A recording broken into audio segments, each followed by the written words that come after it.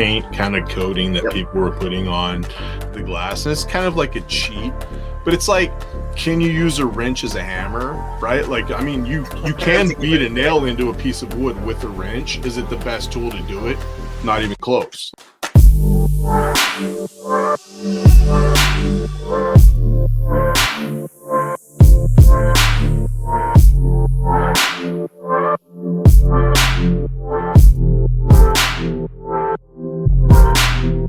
What's up, everybody? Welcome to the Laser Source Podcast, #1 podcast if you like cool hats. Matt and I got left out of this sick cool hat game, but these two, on the other hand, they did it to make us feel bad. They got some cool hats. I mean, you know, it's like I live my life and I'm just looking at hats and I'm like, that's a cool hat, and we gotta call that out. Just like we have to call out our sponsor, Johnson Plastics Plus. Cool cups. These guys have been supporting the podcast and the channel for quite a while now, and I think we're over a year, aren't we? So over a year now with Johnson Plastics Plus as our sponsor. They've got a lot of really, really awesome stuff if you are looking to get some blanks for laser engraving. I mean, that's really their shining star of their stock. In fact, do you guys remember the ultimate leatherette engraving guide that I did not too long ago? Like 6 months ago, I think, right? It was like 6 months ago. I finally sat down and I got through like 70% of the slate one today, which is pretty cool. It's all using Johnson Plastics Plus slate, which is actually different than the stuff you can get on Amazon. I don't know if you knew this, but the stuff on Amazon is either like raw, chalky slate, or it's like someone dipped it in like an enamel clear coat, and there's no in between. It's like one or the other. And the JB Plus one, because I was trying to match it, I was looking for a setting today so I could include it in the video, and I was trying to pick one of my other stocked slates so I could approximate the settings. It's like a semi-gloss, I guess. There's not too much to say about it, but it was just kind of like a weird middle of the road. So I didn't have a matching slate. I ended up squeezing it onto one of the ones I already had from them, but it's nice. So, you know, if you want nice stuff, use the link down in the description. It helps support the channel. There's a discount code down there for you. 15% off almost anything in the store. Go ahead, Matt. You're here, man. YLR-ZDF, but it may not always be that way. So check when you see this video in the links below to see if it's changed. Yeah, please do. And I think that's it for them, guys. Just a big thank you to them. We wouldn't be here without their support, so we're really grateful for that. That said, just before we like go off on whatever we want to talk about today, I thought it would be a good idea to jam a hard drive that I found on the floor somewhere into my computer, and I've broken it. And now it will not turn on. Like you so hard. What I heard was I found a hard drive and I jammed it into a thing. I'm literally like just looking at wires right now. So I'm going to try to fix it before the show because I feel like something's just loose or misseated somewhere. So if I can, I will. But I'm here, and you know, I'm hanging out. But I will give you guys the chance to talk about your laser lives before I jump in with my stuff. We have some new content out. We had a bunch of fun projects in the shop. If you guys are watching this, you've probably already seen it. But, you know, I'm happy to talk about that because I've got, you know, we've obviously been busy over at the shop. But I'd love to hear from you guys. How's everybody else doing while I fiddle with this nonsense? I always start off, I want to hear what Anthony's been up to. What do you got, Anthony? What you been up to? Me personally, this past week, I've been doing a lot of the cleaning that I didn't get a chance to in January. Things are actually finally slowing down for me a little bit. So doing pretty good. I've had some really cool projects. If you follow Discord, then you've probably seen a lot of the stuff I've been doing. I had a lady whose father, like 5 years ago, I think, had a military funeral, and there were 11 of the shell casings that she gathered from the 21 gun salute. So she brought those to me and wanted me to engrave like his name and his birth date and then the branch that he served in on these shell casings. But they'd been sitting around for years, so they were really badly tarnished. So I was like, well, I will polish these and engrave them and do this and that. So that's what I did. And if you want to see the end result, I actually ended up taking some like poplar board that I had laying around and some leather, and I made a little display with the same thing as name and dates and the branch that he served in, and had it so that the casings would actually fit in it, kind of in like a bowling pin shape. And just gave it to her. I was like, I was bored on a Friday, I didn't have anything else better to do. So Was that like that sounds like a multi-laser project then, right? Like what did you Yeah, I actually cut the leather and the wood with the diode, and I did the engraving with the 70mm lens on the brass casings. And I actually took a little bit of liver of silver and put that, and the brass casings really responded well to that. Brass is kind of hit or miss with liver of silver. Copper's really good. Bronze is pretty good, but brass, depending on like the 10 composition, I think, it responds differently. So some of my brass coins don't respond at all, but the brass casings actually had a really good reaction, and I polished them and they turned out great. So yeah, that was kind of one of the cooler things I've worked on in the last. The higher quality pieces, I feel like you get a better hit on that stuff versus the ones from Swiss Bee. Like his always come out nice, but then like the ones I get from Amazon. Yeah, it just depends, you know, like the ones I got from China were like a little bit cupped like pepperonis because they stamp them. Yeah. So I was a little bit disappointed in that, but it just make do with what you got. But yeah, they were Swiss Buoys, really good coins. We were talking about that actually today on Discord, I think in the I know, section. I saw that in the coin channel. Coin challenge. But yeah, that's kind of what I've been up to, and I have some other things going on that I'll probably release some videos on soon, so stay tuned on that. But Over at Beam It Up Laser Works on YouTube. And then what you got, Kyle? What have you been working on, man? I've been testing the mini diode laser from longer, and I've had some weird brain fog problems from when I was sick. So I've been working through that, but that's neither here nor there. And some family stuff I've been working on, and some 3D printing stuff. What you got 3D printing wise? Fine tuning what we talked about last week. I have a couple different sizes and setups and hole spacings and screw sizes for the weird laser beds that use M4s and M5s instead of M6s and all kinds of stuff. So I've been working on that. I've also been catching up on the LMA. It's been a lot of awesome conversations going on over there. A lot of cool tips and a lot of cool write-ups from a lot of cool people. Can you explain to me, because I genuinely don't understand, this isn't for the sake of the show, and I'm just not up to date on it, but what exactly did Bamboo do to piss everybody off? I know it was some like cricket bullshit, but I don't understand the specifics. Can you explain it to me? The context around why Bamboo upset a lot of people. The verbiage in their terms of use changed, which partially changes the terms of sale for people who've potentially bought their 3D printer 2+ years ago at this point.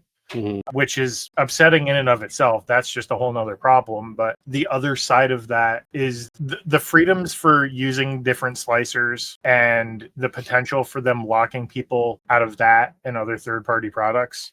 I have mixed opinions on it all. I'm still very new to the 3D printing space in general, even though I've been designing stuff and investigating into and learning about it over the last year or two. What are you using with your Bamboo printer now? I've bounced between Orca Slicer and Bamboo Studio. Okay, so if you had to use Bamboo Studio, it's not bad. There are some minor differences, but I would live. A lot of the concern comes in for people who are running a print farm. Right. So you have 20, 30, 50, 100, 200 of the same or even different printers. Bamboo Studio sometimes doesn't have the tools you want or need when you're doing stuff with that many printers.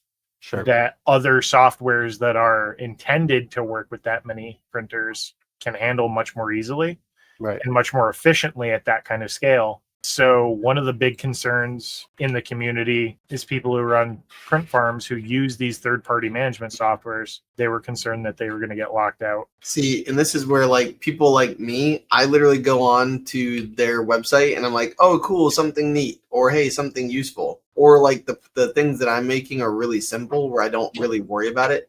So I think they ostracize such a small percentage of their like super users that they kind of are just like, it's worth it if they did that. Because like Kyle said, it's kind of like a it could or maybe kind of situation. Anyways, I'm just happy to have something that makes cool stuff. Like I made this egg. Like check this thing out. Look at this. Boom. Right. And it just printed in place, and it literally like spins. It spins when you want it to. If you know how to use it, it spins. So it's like a little hideable egg, but it's like one of those 3D prints where it prints in place. It's super easy. And then like I didn't have to do anything but press a button. I don't really care. I'm never going to design something like this because I don't have the knowledge or the desire to learn how. But like for people who design stuff, like Kyle was saying, he's kind of more of like a moderate user where he's going to do stuff with it. Cool. I will pay people like Kyle for his file and then print it. Right. So that's pretty much it. But yeah, there's definitely like multiple camps for like how they feel about all this stuff for sure. Yeah, you brought up a good point too. With their market share being a lot of elementary, middle school, high school STEM programs and government programs that don't involve security secrets and stuff like that, because that's a whole nother air gap situation. But the situation around that is really they're bringing the technology to a consumer market that's more concerned about having appliances versus like a tech project, right? Yeah. Right. Yeah. So Like they want Lockheed to. Martin is not having like a 10 of these. So they're the X tool of the 3D printer world. Kinda, yeah. I mean, that's a fair Yeah. analogy. So, anyways, there are also third-party things. So you have the X1 Carbon X1 model that has the touchscreen, the really nice touchscreen, and then you have the P1S, which is the chopped-down version of that model to make it more affordable. Cheaty, a couple other companies have come out with mods to access basically the web interface for the printer and give you a custom touchscreen that you can just mount to the printer. So you can either use the monochromatic crappy remote on the front of the printer, or you can use the touchscreen. I actually have one of those kits that I removed and I'm probably going to reinstall at some point, but the access for that is potentially going to go bye-bye too. And the way around that, and at least there's an option, but Bamboo said you can leave your printer in LAN mode and just don't update the firmware and you don't lose access to that stuff. The problem is then you lose access to half of the convenience features that you got the printer for. So Sure. Long answer to a short question, but I've read in a couple of different forums too. There's people like me who are like newer end users. They're like pissed because they're like, "Fuck you! I paid $1,000 for this. Don't tell me what I can do with it." You know. But when you buy those things and you do their license agreements, you know, you're signing up for that. So yeah. Well, that's interesting. I know this isn't the 3D printing everything podcast, but I was curious because you brought it up, and I still have a murky idea of what it's all about, but I guess it doesn't really apply to me, so I'm not. I can explain it in Alex terms. Remember in Jurassic Park when Newman was like, You didn't say the magic word. Yeah, that's it. That's it right there. That's basically the entire situation in a nutshell. You know what my favorite quote from that movie is? When Samuel L. Jackson's like, "Hold on to your butts," when he's about to like reset the circuit breaker or whatever. He's got like the cigarette hanging out. What's funny is people who are watching the show are like, weird. Why is he bringing up Jurassic Park? And then Alex is like, I have a favorite quote from that movie. I do. I have many favorite quotes from that movie. Mr. Arnold. Pivotal character. Let's see. For me this week, I had another order of these 0.8 mil business cards. So I had like a stack of these sitting back here that I did. Little two-sided ones. Pretty nice. Same company. They liked them so much they wanted to give them. They own like 5 or 6 different restaurants. So they basically made like management and like middle management staff these cards that have their motto, and I guess they just wanted to have them to remember it, like keep it in their pocket, you know, where someone asks you, hey, why do you do these things? It's right there on a card and they have answers. Yeah, there's a company that I do work for every other year. They order 2 years worth. Usually it's stainless steel 0.8 mils or 0.5 to point-ish, whatever. And it's like the company values. So very similar. It's like new hires get this packet, and then that is a stainless steel card that says what the company's mission is, and on the back, whatever the values are for their employees. And I think that's actually what this is. I think they ordered it for their managers first, and I think they're coming back because it, like, why wouldn't you want your employees to have that? Like, where it's like, hey man, like, you know why we're here, you know why we do this. And it's really like cool. doing a Miranda card for the police. Oh, that's a good idea. Oh yeah, that's like a good one. I've actually seen those on Etsy and a couple of places too, where people can like order them for their loved ones who are about to get. So like on the front, it has their name and information. On the back, it has the Miranda rights. Yeah, we just got a brand new police chief in our town, and I took his name and then the police's like their department logo on one side, and on the back I put the Miranda rights. That's the kind of thing you can charge like $10 for easy, because that's literally going to put criminals away. Mhm. or it may well. And it's a lot better than like a laminated piece of crap that gets wadded up in your wallet and you lose it, or it gets crumpled, or That's goes the to kind the of thing you can laundry and keep in the yellows tough or whatever. wallet, and it's gonna be nice, you know, like an Yeah. aluminum wallet. Very durable. The laminated pieces of paper that get folded a couple times, the laminate turns white and you can't read it anymore. Or all Yellow, sweat. Or the paper on the inside starts to crumble and fall Mhm. apart on the Yeah. inside. When I was in the military, we had to carry those on our web gear. And yeah, after just being in the sun and sweat for a while, they would just yellow. And the paper inside, it would be like a little crack that the moisture would grit through. So it turned Yeah. to crap. So The other project I'm working on, I haven't set it up yet because I'm waiting on final numbers before I mess with it. But it's basically these glasses again, the On the Rocks glasses, Nice. which I think I showed you guys last time. Mhm. So this is the one where his party's over, right? Age perfection. Jerry turned 50. Scratch Jerry.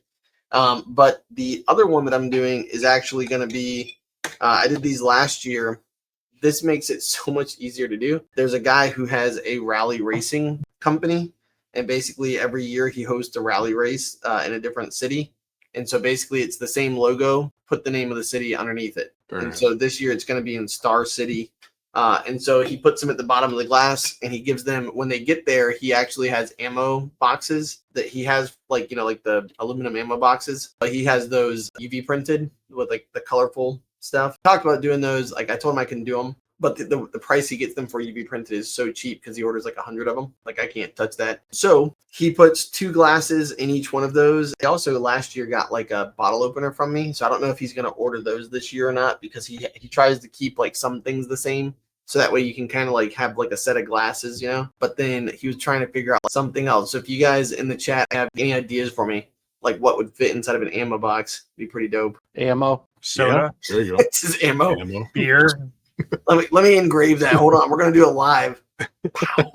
Rip Matt. But yeah, so that's pretty much it. And then there's a local store that might let me come in and do some engraving in their shop, which would be pretty cool. Or basically like they want to do coaster engravings, but they said they want to take 20% of the sales, but they'll just let me set up a shop right next to the cash register, so I'm right in the middle of the flow. And they literally have like dozens of people in there at a time doing all kinds of stuff. And so basically it'd be pretty dope if I could be on their Wi-Fi, pull some stuff, like have some things prepared, like Anthony had said before in the past, where like you have like that book of like idea, you know, here's the 10 fonts I can do, or 5 fonts I can do. Or even just a clipboard, because that's what I did for Christmas. Yeah. Was I did on Small Business Saturday, they wanted us to have like something we're pushing.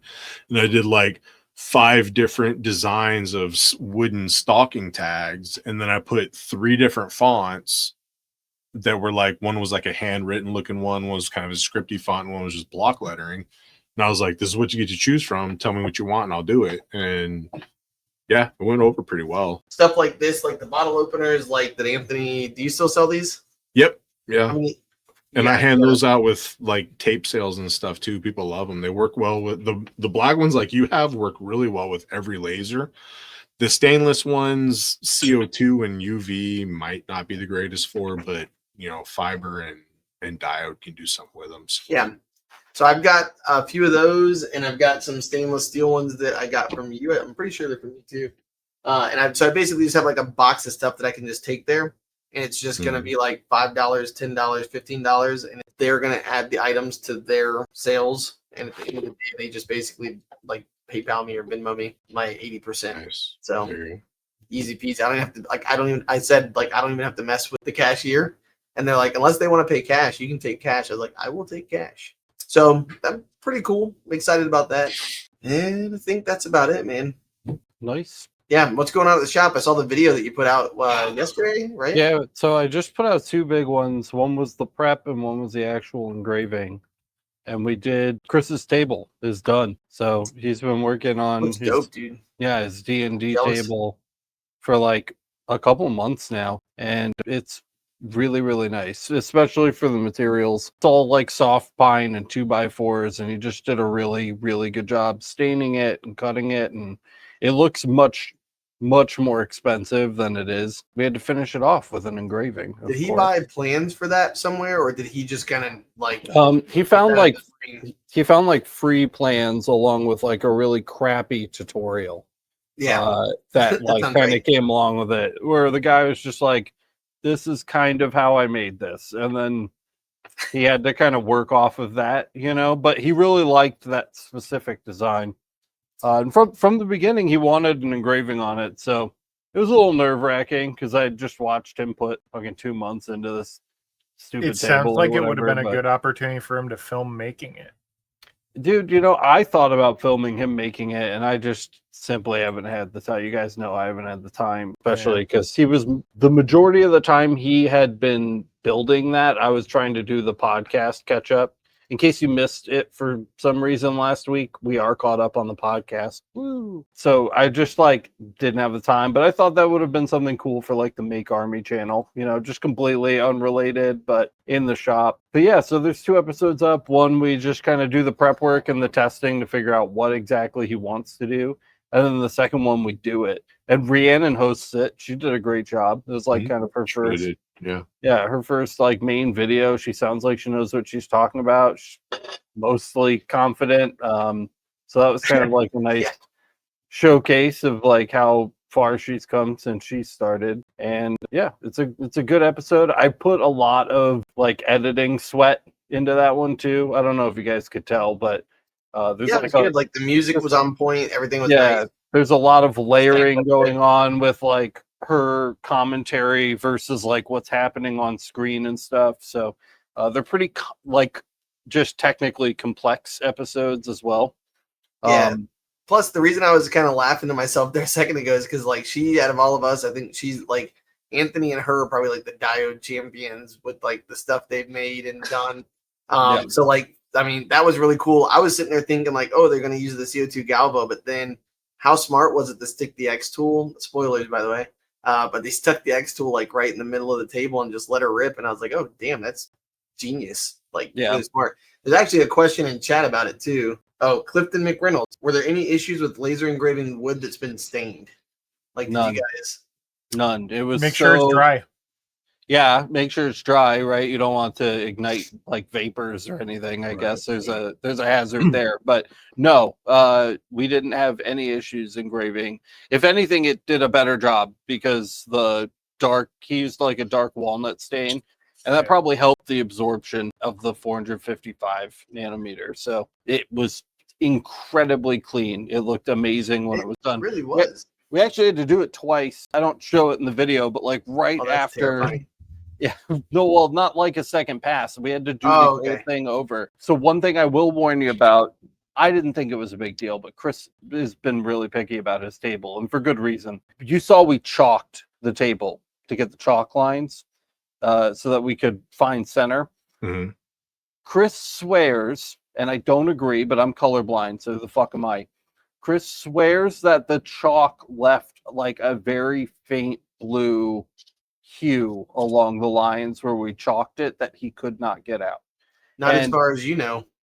Dude, so Rhiannon doesn't really think there's that much there either, if anything, and he cleaned it real good. He didn't damage the stain, but he decided that he was going to try to stain over it.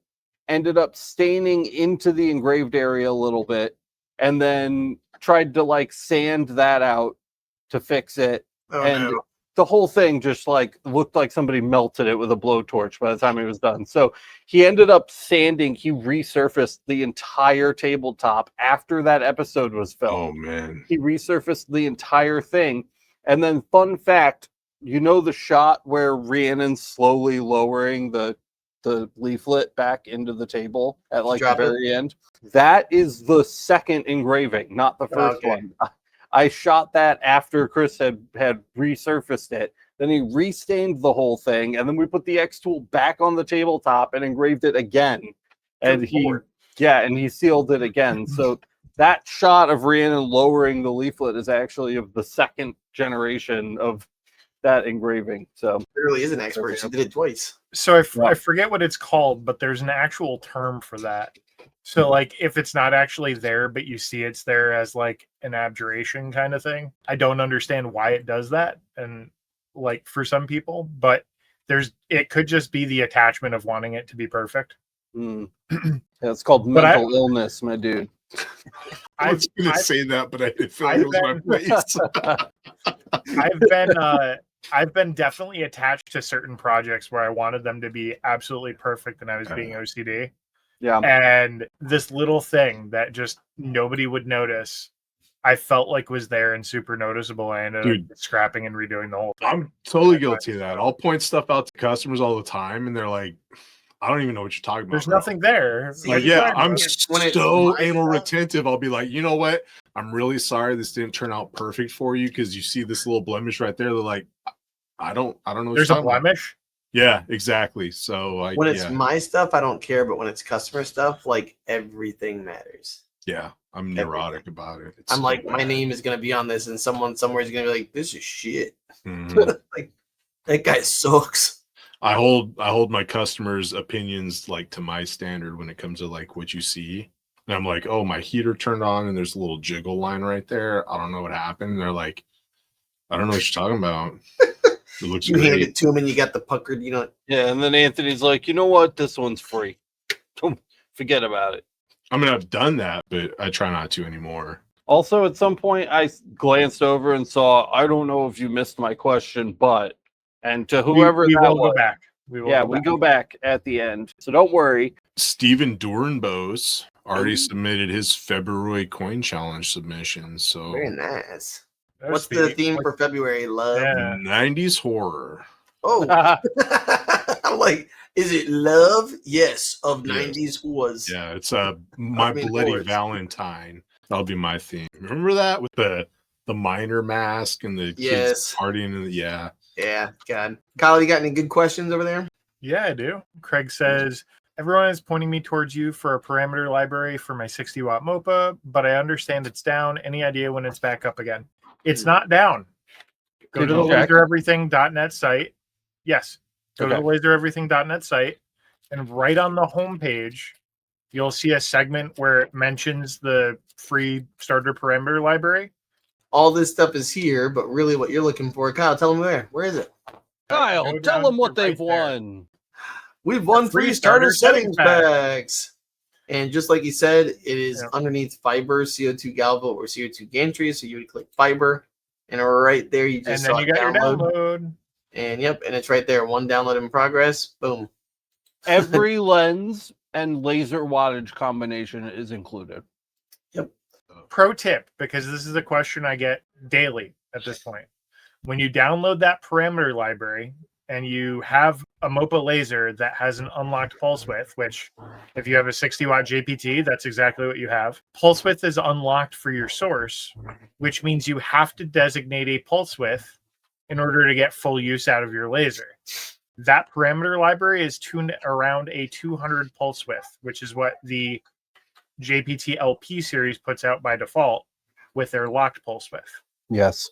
So when you go to tune your settings and test them out, make sure you set the pulse width explicitly to 200 to start out. A lot of times it'll start at like 50 or 70 or some weird number. Or 3. Very true. In this Settings been get discussed crashed, and it's before. like, no, it's not.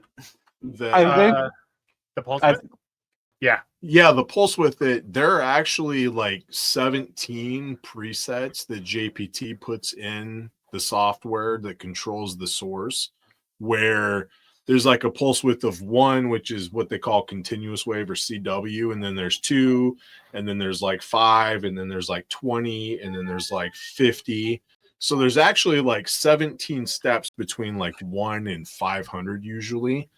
And each of those steps is pre-programmed. So if you put in 235, but it's like 200 and 250, it's actually going to round probably up to 250. So you're running at 250 nanohertz or nanoseconds versus the actual 235 that you actually plugged in. Is that something that's really been discussed much, or is this kind of like uncharted territory? I have heard that and I believe it, but I haven't. When I edit my pulse width, I change it by like 100 at a time anyway. So it's not like I'm ever in a situation where I'm like, oh, my pulse was 116. I'm going to try 117, you know? So I would argue like the way that I've used my lasers, that hasn't really affected me. Okay. But, you know, that could be news to someone who is spending a giant amount of time kind of like doing really fine-grained adjustments and expecting it to make a difference. And it's That's not, something you I've know, so- kind of seen in some areas, but yeah, just thought that was something I'd bring up real quick while we are talking about it. Is Yeah. that Yeah, but they're that's something worth knowing.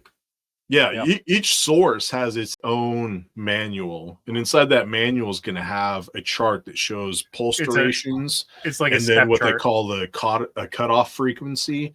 And the cutoff frequency is where your laser is going to make its most power. So, like a 100-watt source at like 70 kilohertz at 200 nanoseconds will make 100 watts straight up, and that's where you're going to get your most ablation, right? But if you go down, you're going to run into it's not making enough pulses to make the power, right? And then if you go up, it's where it's making too many pulses to ablate, but you're still transmitting heat. So just take a look at that. If you're looking at like a source of like where I'm going to be able to make power or, you know, not, then you can actually confer to that chart, and they're available online too, where if somebody wants to know kind of like a starting point for different durations and stuff like that, you can look at that.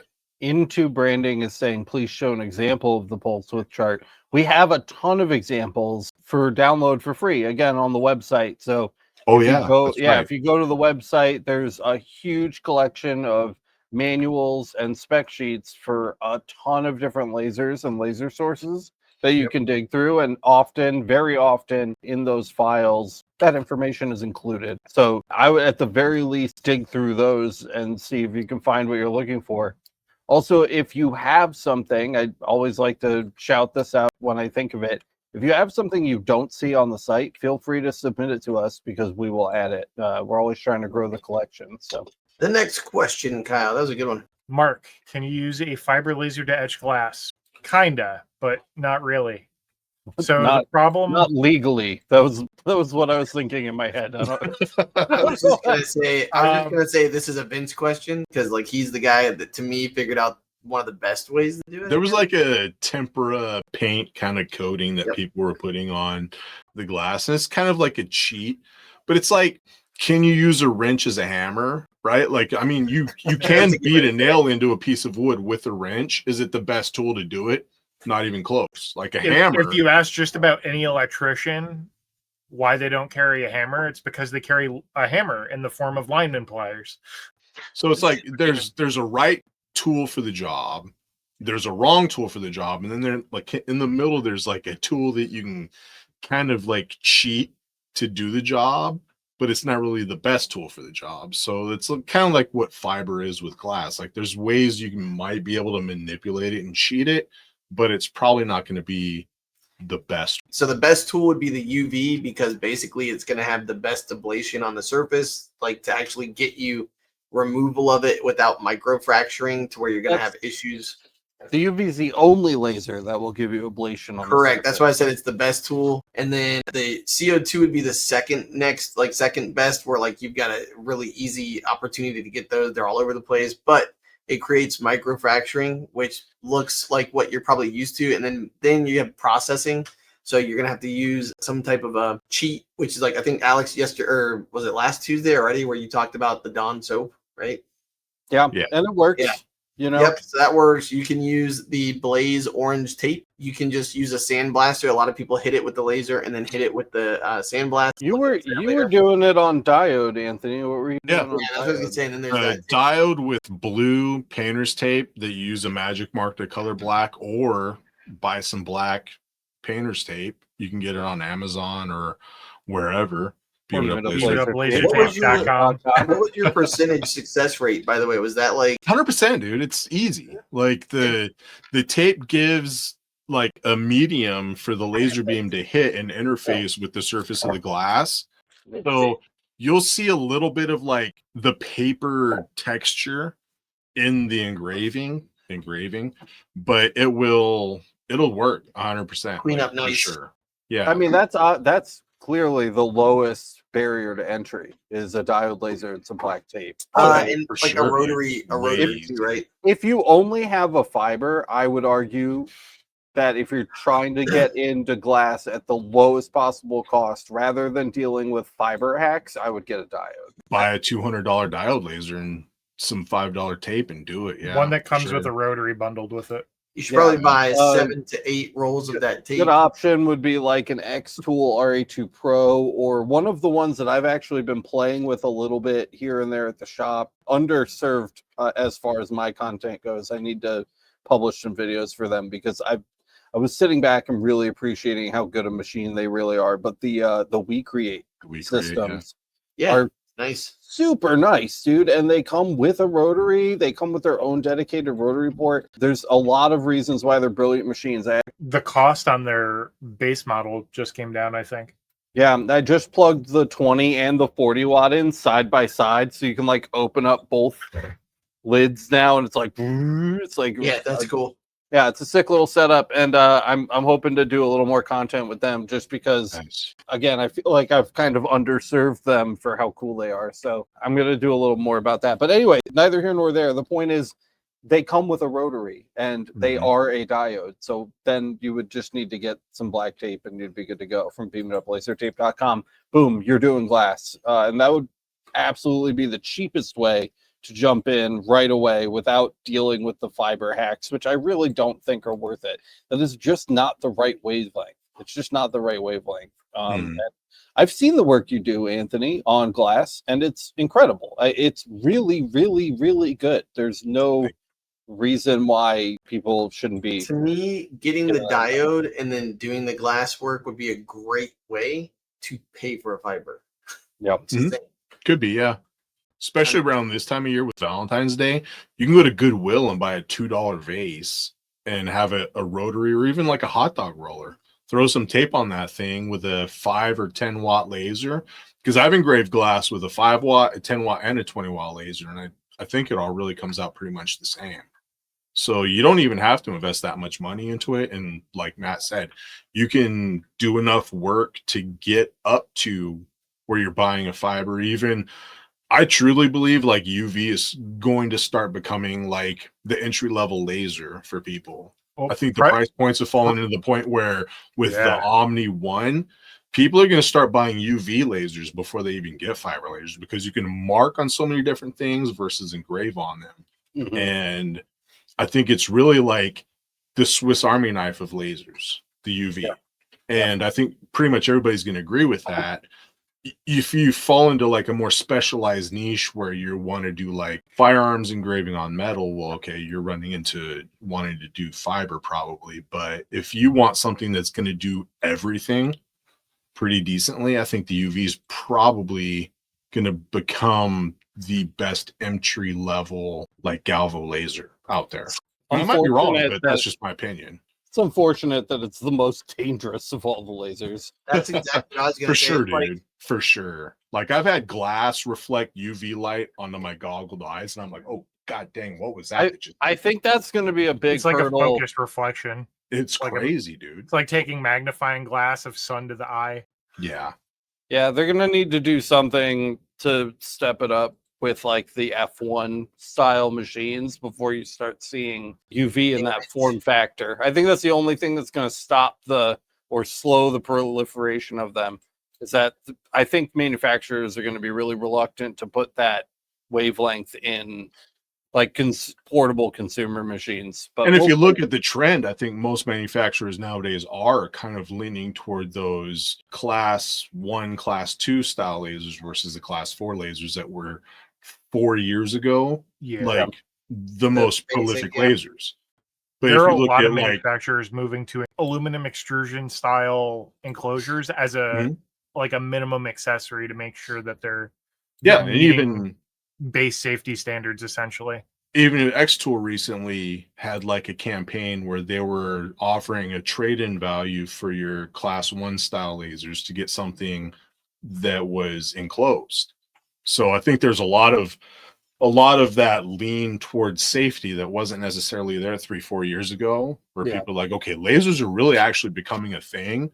So now we need to figure out how to maybe incorporate more safety settings to protect people from themselves, because they might get into this thinking it's just a thing that engraves away things, but you don't necessarily inherently know to protect your eyes. I think they were actually like, man, we're selling a lot of these fucking things. We're going to get sued. That could be it too. I mean, that's highly likely, Yeah. I think it's more likely that they wouldn't get sued, but it would create such a potential problem that customs gets involved with safety standards and the FDA approvals. Yeah, yeah. Mhm. They would probably crack down there if there was like an influx of people blinding the crap out of themselves. Or it could Well, if you just, look at like the kill price, the appetite in the market too, you know. Mhm. Yeah. Exactly. Like the price points have become so accessible now that I think it's probably in the best interest of all the laser companies to be like, how are we going to make these more safe for all the people that are buying these? Because now they are so accessible that even like people with lower budgets can get a hold of these, but they're still hyper dangerous machines. So Yeah, stupid people are buying these now. Let's get ready. All I can think about when we're talking about this is like, man, I got to take really good care of my class 4 lasers because I'm not. Yeah. You're not going to be able to find them anymore. And Yeah. I find the utility of them extremely useful. Well, I mean, you could rip an enclosure off of a laser, sure you could, but you're paying for that enclosure. exactly. say, Yeah. I think the days of the $250 diode lasers or whatever, they're probably going away pretty quickly right now. Well, it's like, dude, the D1 Pro is such a good machine, and I don't think there's ever. The I don't think we're ever value going to there, see too. another. I don't think we're ever going to see another laser like it. which Yeah, is a for bummer. sure. If- And it was you- groundbreaking. If you think of Xtool as an ecosystem by itself, on an island, right? You have the D1 and the D1 Pro, and then you look at the price point of the next machine in their stack is double or more. You're talking, what is it, $1,400 for the next cheapest unit? And still not probably the same $599 area or whatever for it was? workspace Yeah. either too, Yeah. right? Yeah. Yeah.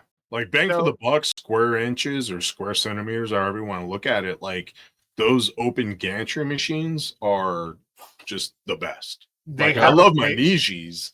They have a and I know place. you guys love X tools too, but I love the Yeah. Nijis, and they're like $400 for 1,000 millimeters by 800 millimeters. Oh, you still got to send me that Niji Max, Kyle, because that would have been super nice for the table.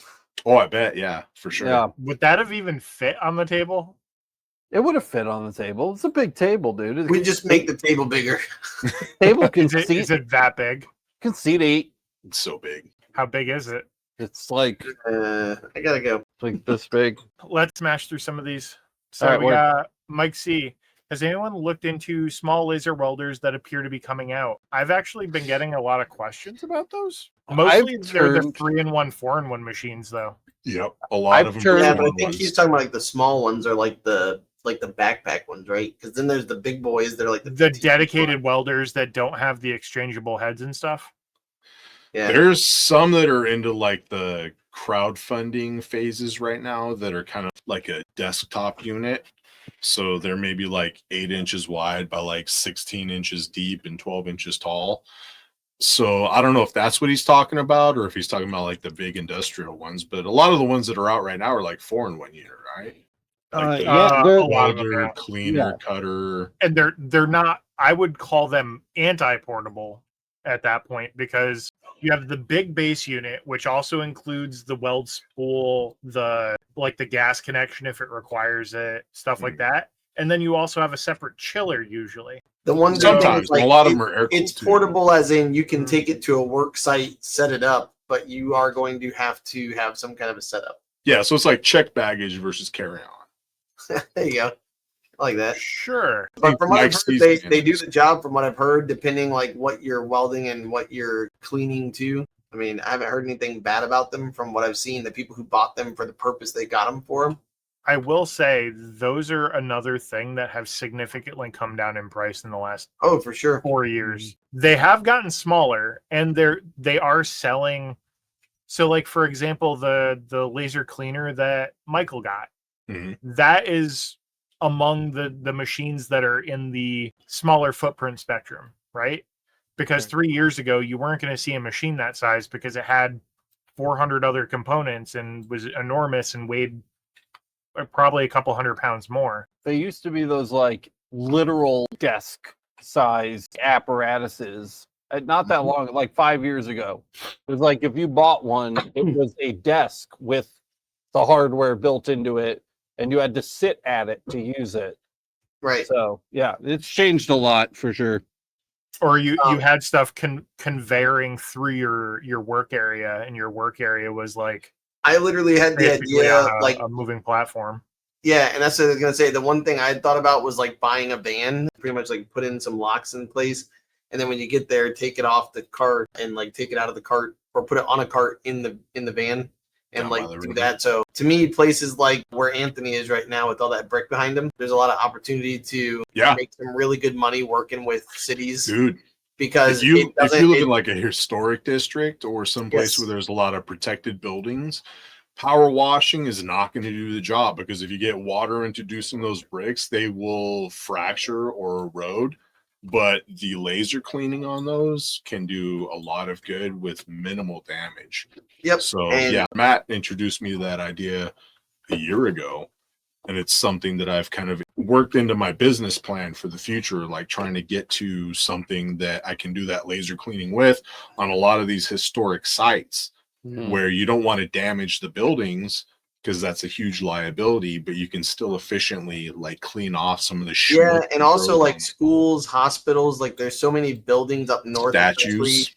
Yeah, in the south down here, not so much with the bricks, but like up north, a lot of opportunity. So, and with freezing and all that kind of stuff going on too, like you said, water, no good. Graffiti Alright. removal. 10:04, Kyle. We are officially entering the lightning round. Angelo, I set up my rotary and designed a logo in EasyCAD 2 with a perfect circle.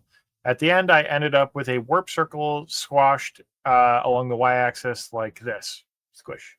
There's a couple things. Firstly, with a rotary, you tune your rotation based off of basically steps per rotation. In 3D printing, that it's basically E steps. And what that is it tells the driver how far the rotary needs to turn in order to be accurate to measure. So if your logo is X units wide, then you need to have the correct steps per rotation in order to get that value. The tuning of those two things is a little different if you're using a hot dog style roller versus a chuck style roller. We're not going to get into the intricacies of that because we have videos about that. But the two things you need to look at are your steps per rotation, and you can test that by basically using a fabric measure to see what the actual measurement is from edge to edge and validating that as to what you're getting in the software. And number two is it could be an illusion. So the problem with making a circle and engraving it onto a curve, basically a circle is a series of narrowings, right? Like what Matt's showing you. Well, and the other thing too is if it has taper to it, right? Yeah. That matters.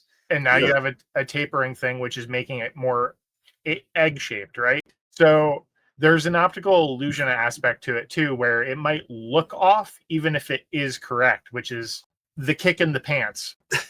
You end up So- having to make it wrong in order to make it look right. Correct. It's like a 10% difference on the vertical. Yeah. So make it 10% fatter, and that can help with the visual aspect of it. But if you're trying to be measurement accurate, measure it with a flexible ruler that can bend around the curve. Fabric measurement tool is great for that. Piece of string, whatever, and use that. You may need to tune your steps for rotation and make sure your scale output is correct. Hope that helps. Yeah, there's always kind of a difference between what's like mathematically correct and what your eyes perceive to be true. And with the curves like that, it's definitely your eyes are going to see something that's narrower than what it really is on the mathematical aspect. So it's 10 to 15% is a good. This one looks very circular, right? Like that one's a really nice one. But when you really get up close to it and then turn it, It's a little pointy on you the can bottom. you can see Yeah. what it is. And this one doesn't have as much as a taper. So when you're looking at it from here, pretty circular, but you can see it drops down. But everybody who looks at it when you're in person is like, oh, it's a beautiful circle. The good news is Lightburn has a built-in taper tool. Woo! So you put in the top of your taper versus the bottom of your taper, and then your design, and it'll mathematically do all the trigonometry and wizardry that it needs to do to make sure that it What happens comes is it out takes looking the 95%. spheres and the All conical right, sections. all right, all right, all right. Lightning Okay. round doesn't have time for fucking trigonometry. Okay. Let's keep All right, going. all right. Madly Crafty, how bad is the smell of UV resin for 3D printing, Alex? You stink. Got one Fucking- for Christmas and haven't started. Bro. It's so I have the air purifier from Elegoo, and that thing is freaking amazing. First of all. Second of all, it's not great. I kind of like it in like a weird, sick way. Like but gasoline. It's like, yeah, but like not. I like the smell of acrylic. That's freakish. You should go to hell. Probably. Yeah. I like the smell of burning leather. Unless it's from Johnson's I'm just Plastics kidding. I'm Plus. just kidding. Less than the aroma. What I would be concerned with is the health hazard. That shit's not good to breathe in, bro. So don't breathe it in. Make sure you're exhausting or filtering or whatever. Yeah. The air purifier that I got does such a good job that it's really a minimal problem. But you're always able to do new stupid things. The other day I put a bunch of resin in a paint gun with alcohol to thin it down to try to coat things to get like a glossy finish on them. And I blasted my first blast without wearing a mask and like got a face full of it. And it Totally safe. was horribly unpleasant. All the So, VOC is because you mixed it with alcohol too. not good, dude. It's not good. So just exercise caution, be safe, pay attention to what you're doing, and yeah, don't worry about this. If you can smell it, you're doing something wrong. You really need to deal with those fumes somehow because it's not healthy for you. One thing that Resin said, because Resin Dragon Studios works with a lot of resin, She does. she has discussed, and maybe that's a topic we can discuss when she comes on, is that there are health hazards to repeated exposure of both touch and inhaling. You can generate a severe reaction to it in the form of like an allergy with repeated exposure. So you really don't want it on your hands, which is why even after you wash it before it's cured, you still want to be wearing gloves. And you need to worry about your inhalation as well. So airflow is important. Use your laser exhaust to keep air moving. That will help. I've had a Use pretty all the tools in the toolbox. easy time keeping it off my skin. It's keeping it out of my lungs. That's the hard part. So that is what I would. Step 1, don't mix with alcohol. Step 2. So hope that helps. Maybe come back and when Resin's on, ask your question if you have it again. If you're looking for tips, and hopefully Resin can help out with that too. John said, while you guys are talking about params, how can I adjust my non-MOPA source to make a nice Z mark on my 50 watt 200 lens? You do not need MOPA to get a Z mark. Although non-MOPA like JPTLP or non-MOPA like Q switch Radius. So that's a good point too. So technically speaking, the JPTLP series, while it isn't a pulse width unlocked laser, it is technically marketed as a MOPA laser. So there's that. So I guess we're mincing definitions, but you can get a Z mark on a Raycus, on a Max. It is all about adjusting your power. The key goal is to get heat down into it without ablating, which is the purpose behind the defocus, by the way. You're able to get more heat down and absorbed into the metal without it being focused enough in order to ablate. A 200 lens, I would argue, is a bigger roadblock to you than it being a non-MOPA source, because the bigger the lens you have, the bigger the defocus you need to do, and the more fine-tuning adjustment it's going to take in order to get that heat down properly. And it's slow, so don't try and speed it up. Those are my tips. Some of the Raycuses I think I have seen go up to around the 100 kilohertz frequency range. So if you can push your 50 up to 100 kilohertz, I think you're doing pretty good.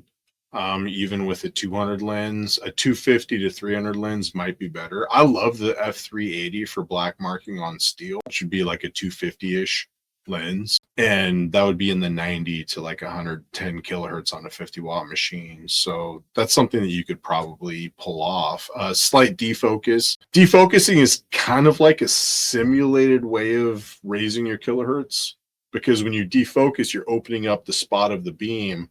So you're effectively reducing the energy density of the spot on your laser, right? So by defocusing a little bit, you're spreading out the energy that you're delivering. So you're kind of like You're delivering spreading it over the energy broader you're area. delivering out over physical area instead of time. Right, exactly. Thank you. So there's kind of like a trade-off, but I think you should probably be able to pull it off with a 50-watt. In context for the defocus too, with a 110 lens, it was estimated 3 to 5 millimeters, Alex. That was for a 110, yeah. Yeah. So And on a wattage matters 200 too. here. That was a 110 on a 30-watt laser. So it could be substantially more than that. It really It has to do depends. with your focal range too. Yeah, you have to test. You have Yeah. to test. So With a 200, you're probably going to be close to double that though. yeah, The one thing I would add too on a is, 30-watt laser. I was gonna say the one thing I would add too is just the testing for sure. Get to the point where like you barely hear any noise to where it like is like You that's shouldn't hear where it at all. yeah, that's what I Yeah. mean. Like, and then once you hit that spot, I was gonna say, and then just do like a hair more, and that's the magic spot. Like, so that's basically the trick. And then knowing that, like, measure it, get the distance from the surface, the substrate that you're working with, and just kind of know that for when you're working on it. It's also like making sure that it's the same metal when you go to do this again, because if it's 440 versus like 303 or whatever, the one that's got the elements in it. 304. Yeah, thank you. Those can really make a difference. Also, if it's been polished or not makes a difference. Like I literally have some pieces back here. I was looking for them, but I can't find them because I was just, oh, here it is. So like this was me just playing around the other day. I mean, pretty nice dark black mark on that side. And on this side where it's like not shiny at all, I mean, it's garbage. Like I've got them somewhere, but basically polished side, beautiful. Not polished. Yeah, that looks like cold rolled steel, right? So it's probably Yeah. got like some sort of like schmutz on it Yep. that is like a layer of what they call it, slag. One or side whatever. has a protective coating on it, like it literally has like you have to peel it off with like a chemical peel, and that's Steel the side condom. that's really good. Yeah, So I recommend a lot of times to do like a light fast pass to just clean off all that crap, and then you get to your anneal pass. That way you're getting rid of all the surface stuff and you're removing that from the equation and just getting down to the steel and doing the black mark on it. So And we got Craig. well, we're in lightning. I have no idea what you just said, but I will try and figure it out. My mom port GA 60-watt MOPA is a BSL.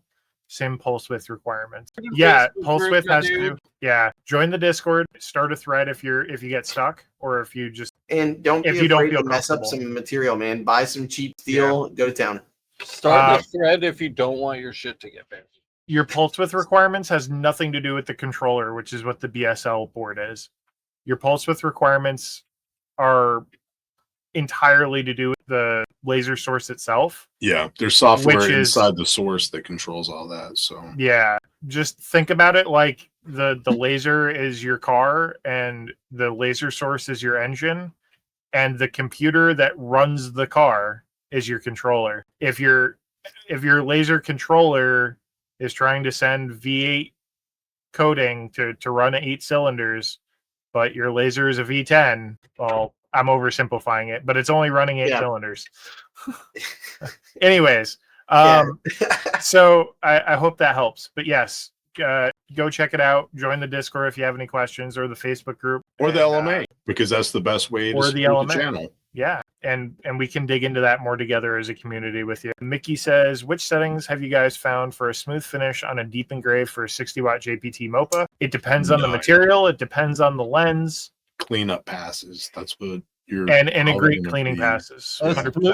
smooth Lower. finish starts with a smooth engraving. Lower the power. Confucius raise the say- frequency. I always just say lower the power. Lower the power, raise the frequency, and don't change anything else. Like if you do those two, usually it smooths it out pretty nice.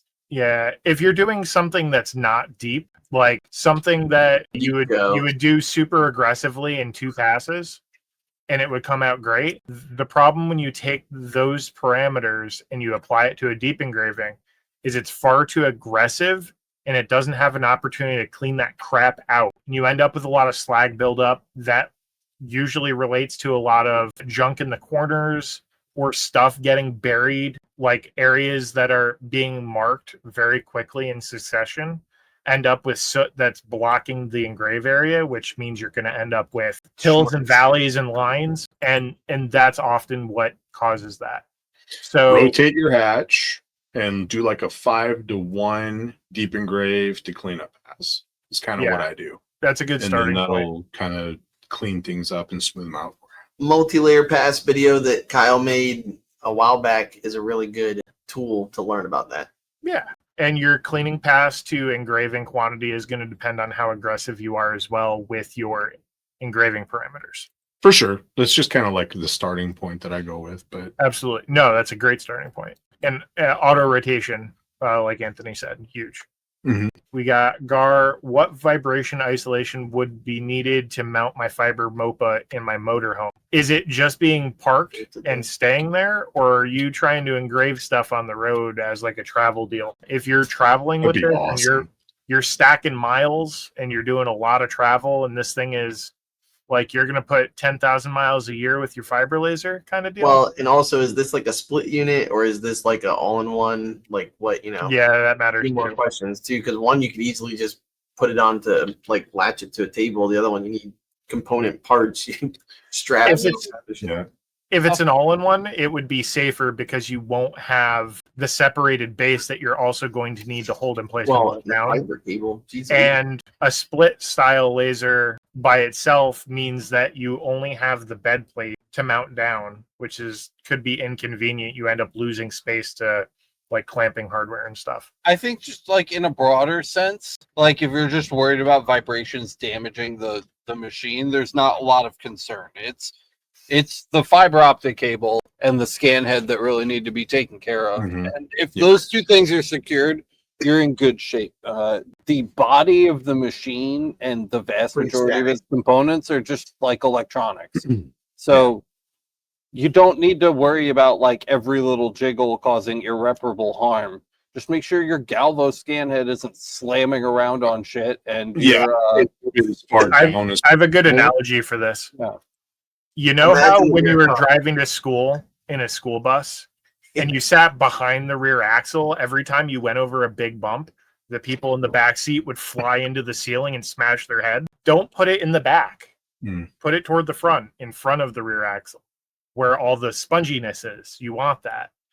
That'll take a lot of the vibration, and actually it's really more the impact than anything out of that situation. So are you saying don't put your junk in the trunk? Yes, put it up front. Mm-hmm. You want a Junk in the front. frunk. Yeah.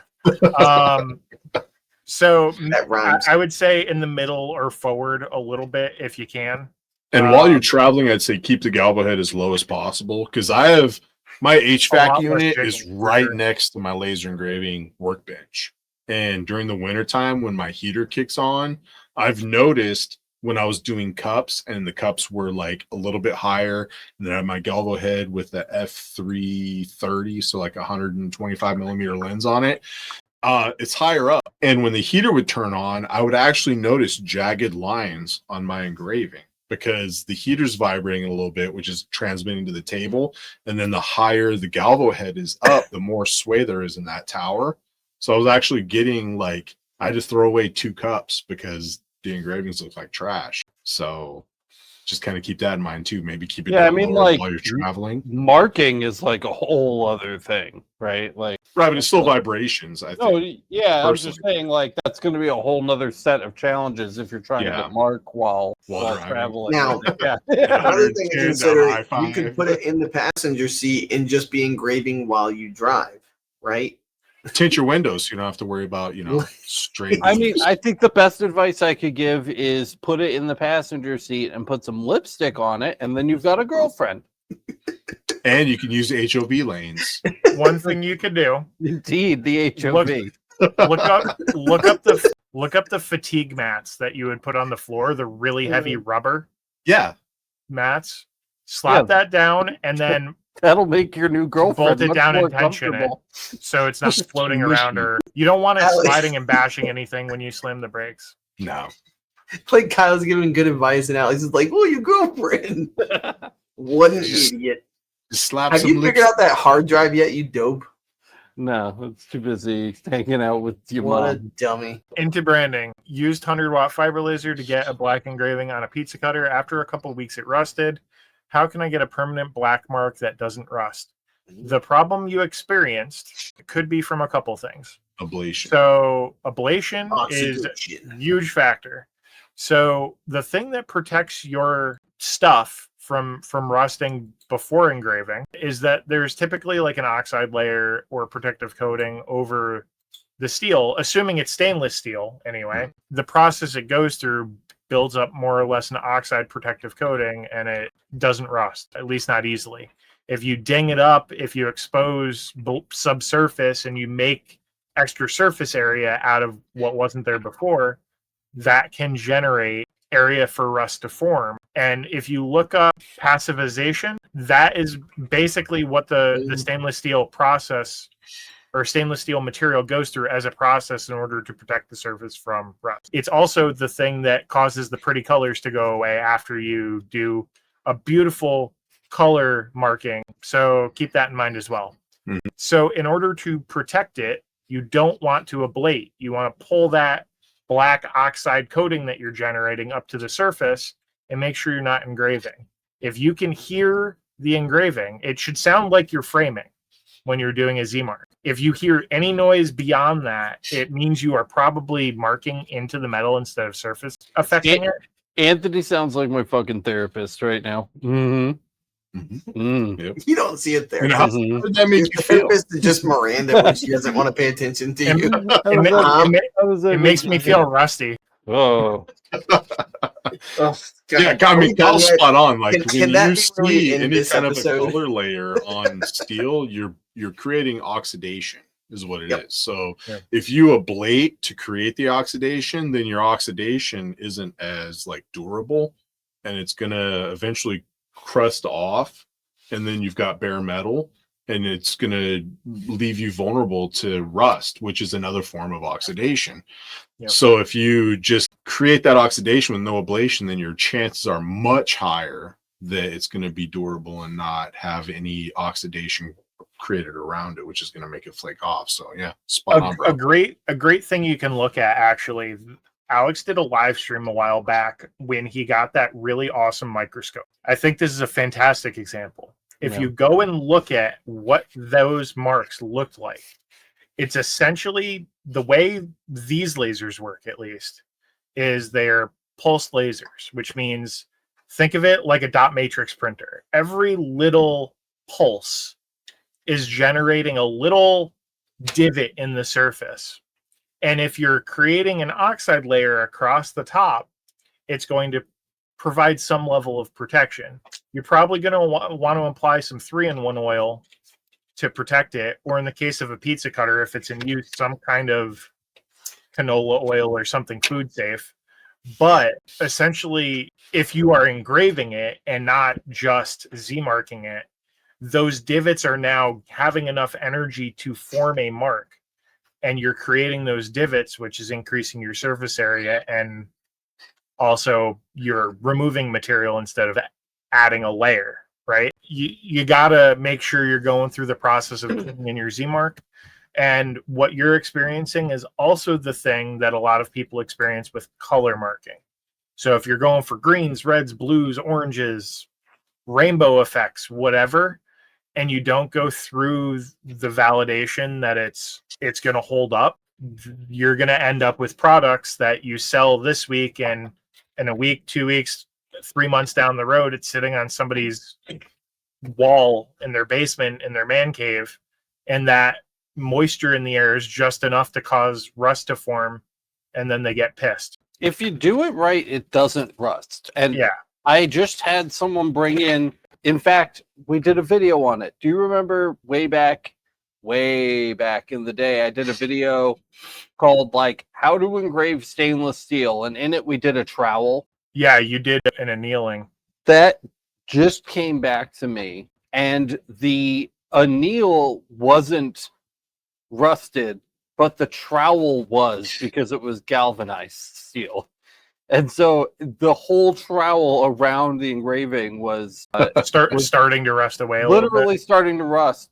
And Nice. she wasn't like mad or anything. She just wanted some advice on how to like clean it up. So I told her what to do, which isn't relevant. But the fact is, if you put a good oxide layer on that metal, it is not going to rust. Yep. So you have to refine that. If you are getting those results, you know, and you're seeing the metal degrade in that way, there you have to circle back around. It's process related. Yeah, it's process Typically. related. Yep.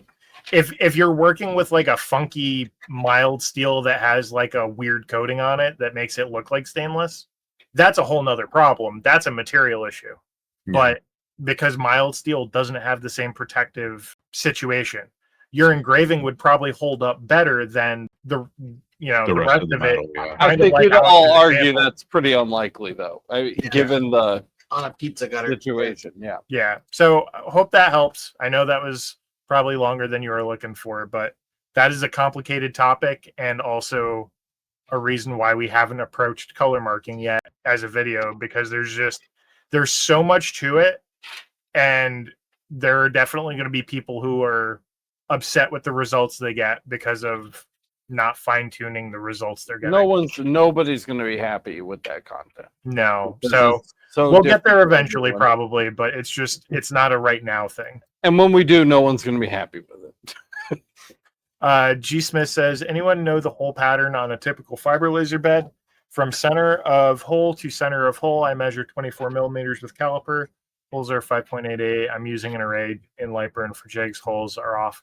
The most common spacing for split style fiber, most add-on plates, and a few combo units like the all-in-one style ones are typically 25 millimeter or 50 millimeter, because they are made in countries that use millimeters as their primary form of measurement, and those are even values that are easy to reproduce in a CNC, which make it easy to reproduce for making tools for it, and they want it to be easy. Unfortunately, there are some manufacturers that just have weird processes or don't care, or they want a certain number of holes in the given area that they shrunk their space down to. I don't know. But some have come across to me and been validated at like 23.88 and 24.1. And I would say those are the oddballs in the industry, right? Typically, they're 25 millimeter or 50 millimeter, and that's pretty much your normal spacing. Center to center, not Center to center, not edge to edge to or edge. anything like that. Yeah. On my Wisely, it's 50 millimeter. On literally every other laser in my shop that's a Galvo is 25 millimeter. And on the Wisely, I actually have the silent manufacturing plate on it, which brings it down to smaller. So it's like 12 and a half, or I think. Wow. But yeah, I think my Haoshin's like or maybe it's 25. 25. And I think Yeah. the SFX is 50. So sure. But yeah, it's yeah. Some of the tips I have for you are going to be some of the tips that are also coming in a future fixture video. But I think I also covered it in my really old fixture video that I don't even know.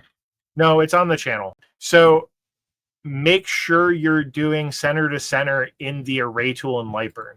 That is a super common error to have. And it's because it's a radio button and it's halfway through the page. It is the most common thing to miss, because there are both center to center and edge to edge. And edge to edge is obviously the space from the corner of the circle to the corner instead of center.